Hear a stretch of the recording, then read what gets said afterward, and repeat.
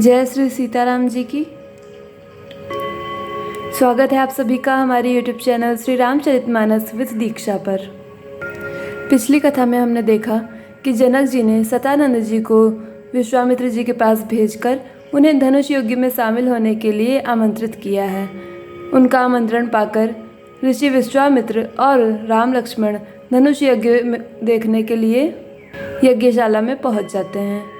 जनक जी उन्हें देखकर बहुत ही प्रसन्न होते हैं और उन्हें बहुत ही सुंदर आसन, मंच पर जो सबसे सुंदर आसन था वहां उन्हें विराजित करते हैं। आज उसी कथा को हम आगे बढ़ाएंगे।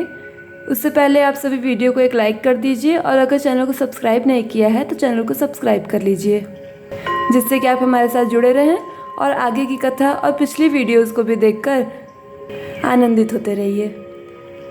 चलिए प्रभु को नमस्कार करके आज की कथा प्रारंभ करते हैं। आशा है आप लोगों ने वीडियो को लाइक कर दिया होगा। प्रभु ही देख सब नृप ही हारे, जनु राकेश उदय भय तारे।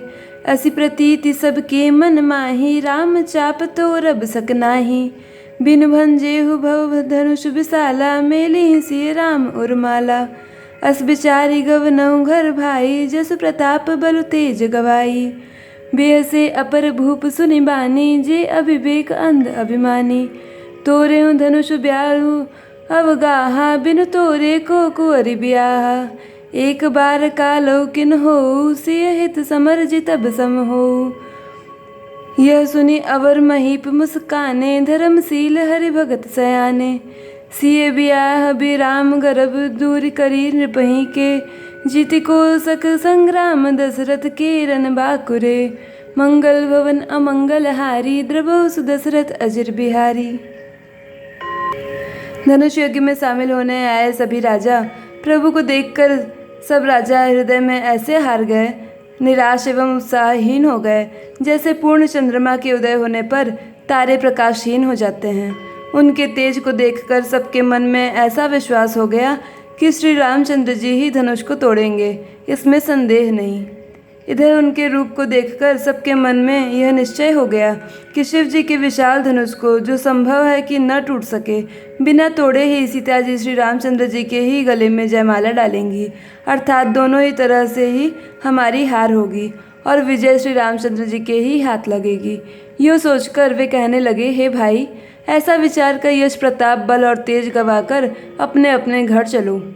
दूसरे राजा जो अविवेक से अंधे हो रहे थे और अभिमानी थे, यह सब बात सुनकर बहुत हंसे। उन्होंने कहा, धनुष तोड़ने पर भी विवाह होना कठिन है, अर्थात सहज ही में हम जानकी जी को हाथ से जाने नहीं देंगे। फिर बिना तोड़े तो राजकुमारी को ब्याह ही कौन सकता है, काल ही क्यों न हो। एक बार तो सीता के लिए उसे भी हम युद्ध में जीत लेंगे। यह घमंड की बात सुनकर दूसरे राजा जो धर्मात्मा, हरिभक्त और सयाने थे, मुस्कुराए। उन्होंने कहा, राजाओं के गर्व दूर करके जो धनुष किसी से नहीं टूट सकेगा, उसे तोड़कर श्री रामचंद्र जी सीता जी को ब्याहेंगे। रही युद्ध की बात, सो महाराज दशरथ के रण में बाके पुत्रों को युद्ध में तो जीत ही कौन सकता है।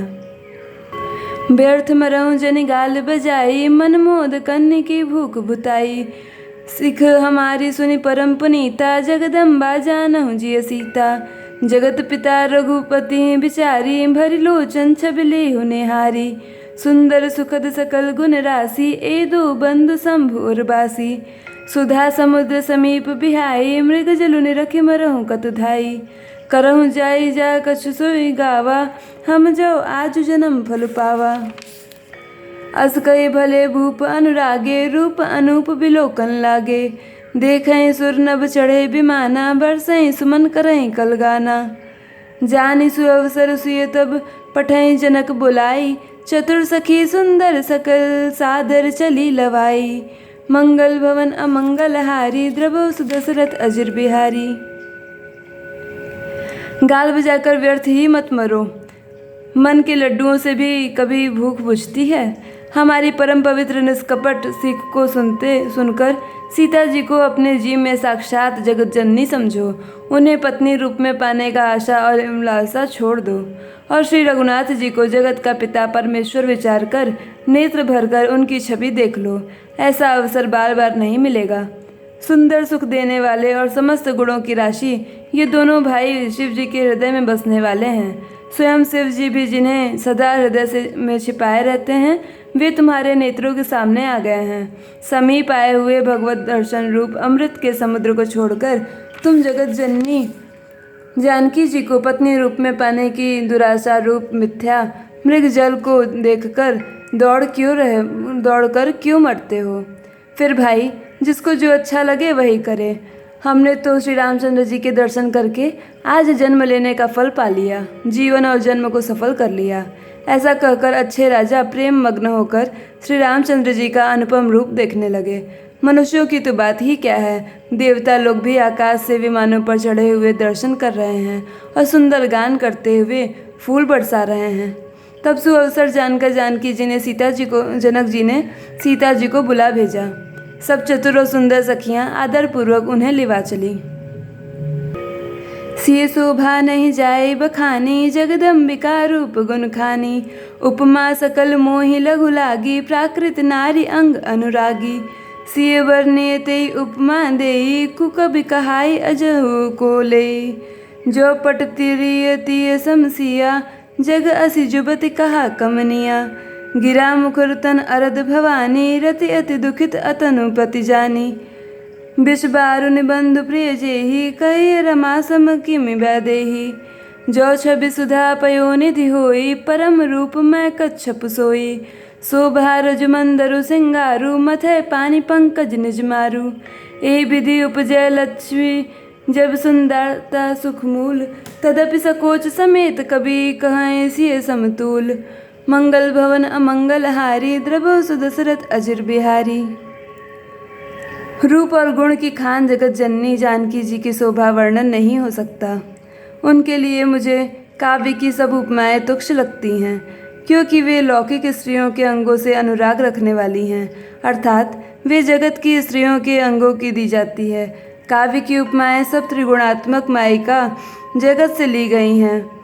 उन्हें भगवान की स्वरूपा शक्ति श्री जगत जननी के अप्राकृत चिन्मय अंगों के लिए प्रयुक्त करना, उनका अपमान करना और अपने को उपहासास्पद बनाना है। सीता जी के वर्णन में उन्हीं उपमाओं को देकर कौन कुकवि कहलाए और अपयश का भागी बने, अर्थात सीता जी के लिए उन उपमाओं का प्रयोग करना सुकवि के पद से च्युत होना और अपकीर्ति मोल लेना है। कोई भी सुकवि ऐसी नादानी एवं अनुचित कार्य नहीं करेगा।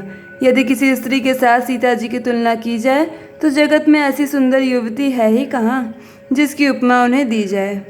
पृथ्वी की स्त्रियों की तो बात ही क्या है, देवताओं की स्त्रियां भी यदि देखा जाए तो हमारी अपेक्षा कहीं अधिक दिव्य और सुंदर हैं। तो उनमें सरस्वती तो बहुत बोलने वाली हैं। पार्वती अर्धांगिनी अर्थात अर्धनारी नटेश्वर रूप में उनका आधा ही अंग स्त्री का है, शेष आधा अंग पुरुष शिव जी का है। कामदेव की स्त्री रति पति को बिना शरीर का अनंग जानकर बहुत दुखी रहती हैं और जिनके विष और मद्य जैसे समुद्र से उत्पन्न होने के नाते प्रिय भाई हैं, उन लक्ष्मी के समान तो जानकी जी को कहा ही कैसे जाए। जिन लक्ष्मी जी की बात ऊपर कही गई है वे निकली थी खारे समुद्र से, जिसको मथने के लिए भगवान ने अति कर्कश पीठ वाले कक्षप का रूप धारण किया। रस्सी बनाई गई महान विषधर वासुकी नाग की मथनी का कार्य करना अतिशय कठोर मद्रांचल पर्वत ने और उसे मथा सारे देवताओं और दैत्यों ने मिलकर। जिन लक्ष्मी को अतिशय शोभा की खान और अनुपम सुंदरी कहते हैं, उनको प्रकट करने के हेतु बने ये सब असुंदर एवं स्वाभाविक ही कठोर उपकरण। ऐसे उपकरणों से प्रकट हुई लक्ष्मी श्री जानकी जी की समता को कैसे पा सकती है? हाँ, इसके विपरीत यदि छवि रूपी अमृत का समुद्र हो, परम रूप में कक्षप हो, शोभा रूप रस्सी हो, श्रृंगार रस पर्वत हो और उस छवि के समुद्र को स्वयं कामदेव अपने ही कर कमलों से मथें, इस प्रकार का संयोग होने से जब सुंदरता और सुख की मूल लक्ष्मी उत्पन्न हो तो भी कभी उसे संकोच के साथ सीता जी के समान कहेंगे। जिस सुंदरता के समुद्र को कामदेव मथेगा वह सुंदरता भी प्राकृतिक लौकिक सुंदरता ही होगी, क्योंकि कामदेव स्वयं भी त्रिगुणामयी प्रकृति का ही विकार है। अतः उस सुंदरता को मथकर प्रकट की हुई लक्ष्मी भी उपर्युक्त लक्ष्मी की अपेक्षा कहीं अधिक सुंदर और दिव्य होने पर भी होगी प्राकृत ही। अतः उसके साथ ही जानकी जी की तुलना करना कवि के लिए बड़े संकोच की बात होगी। जिस सुंदरता से जानकी जी का दिव्य अति दिव्य परम दिव्य विग्रह बना है, वह सुंदरता उपर्युक्त सुंदरता से भिन्न अप्राकृत है। वस्तुतः लक्ष्मी जी का अप्राकृत रूप भी यही है। वह कामदेव के मथने में नहीं आ सकती और वह जानकी जी का स्वरूप ही है, अतः उनसे भिन्न नहीं और उपमा दी जाती है भिन्न वस्तुओं के साथ। इसके अतिरिक्त जानकी जी प्रकट हुई हैं स्वयं अपनी महिमा से। उन्हें प्रकट करने के लिए किसी भिन्न उपकरण की अपेक्षा नहीं है, अर्थात शक्ति शक्तिमान से अभिन्न अद्वैत तत्व है, एतेव अनुपमेय है। यही गुण दार्शनिक तत्व भक्त शिरोमणि कवि ने इस अभूतोपमालंकार के द्वारा बड़ी सुंदरता से व्यक्त किया है। इसका निष्कर्ष यह है कि सीता जी लक्ष्मी जी के अप्राकृतिक रूप का ही रूप हैं, उनके प्राकृतिक रूप का नहीं। और अपने समान या स्वयं अपने से ही तो उपमा दी नहीं जाती, अपने से भिन्न वस्तु से उपमा दी जाती है। इसलिए सीता जी की किसी से भी उपमा नहीं दी जा सकती है। चली संगलय सखी सयानी, गावत गीत मनोहर बानी। सोह नवल तनु सुंदर सारी, जगत जननी अतुलित छवि भारी। भूषण सकल सुदेश सुहाए, अंग अंग रच सखिन बनाए। रंग भूमि जब सिय पगुधारी, देखी रूप मोहे नर नारी। हरस सुरन दुंदुभि बजाई, बरसी प्रसून अप्सरा गाई। पानी सरोज सोह जयमाला, अवचट चितय सकुल भुआला। सिय चकित चित रामहि चाहा, भय मोह बस सब नर नाहा। मुनि समीप देखे दो भाई, लगे कलकी लोचन निधि पाई। गुरुजन लाज समाज बढ़, देखी सिय सकुचानी। लाग बिलोकन सखिन तन, रघुबीर और आनी। मंगल भवन अमंगल हारी, द्रवो सुदशरथ अजिर बिहारी। सयानी सखियाँ सीता जी को साथ लेकर मनोहर वाणी से गीत गाती हुई चली। सीता जी के नवल शरीर पर सुंदर साड़ी सुशोभित है। जगत जननी की महान छवि अतुलनीय है। सब आभूषण अपनी अपनी जगह पर सुशोभित हैं, जिन्हें सखियों ने अंग अंग में भली भांति सजाकर पहनाया है। जब सीता जी ने रंगभूमि में पैर रखा, तब उनका दिव्य रूप देखकर स्त्री पुरुष सभी मोहित हो गए। देवताओं ने हर्षित होकर नगाड़े बजाए और पुष्प बरसाकर अप्सराएं गाने लगीं। सीता जी के कर कमलों में जयमाला सुशोभित है। सब राजा चकित होकर अचानक उनकी ओर देखने लगे। सीता जी चकित चित्त से श्री रामचंद्र जी को देखने लगी। तब सब राजा लोग मोह के वश हो गए। सीता जी ने मुनि के पास बैठे हुए दोनों भाइयों को देखा तो उनके नेत्र अपना खजाना पाकर ललचाकर वहीं श्री रामचंद्र जी में जा लगे, स्थिर हो गए। परंतु गुरुजनों की लाज से तथा बहुत बड़े समाज को देखकर सीता जी सकुचा गई। वे श्री रामचंद्र जी को हृदय में लाकर सखियों की ओर देखने लगी। आज की कथा में बस इतना ही। आगे की कथा अगली कड़ी में होगी। आप सभी का अंत तक वीडियो देखने के लिए बहुत बहुत धन्यवाद। आप अपने अनुभव को हमारे कमेंट बॉक्स में कमेंट करके भी बता सकते हैं। यदि आपने चैनल को सब्सक्राइब नहीं किया है और हमारे साथ जुड़े रहना चाहते हैं तो हमारे चैनल को ज़रूर सब्सक्राइब कर लीजिए। आप सभी का बहुत बहुत धन्यवाद।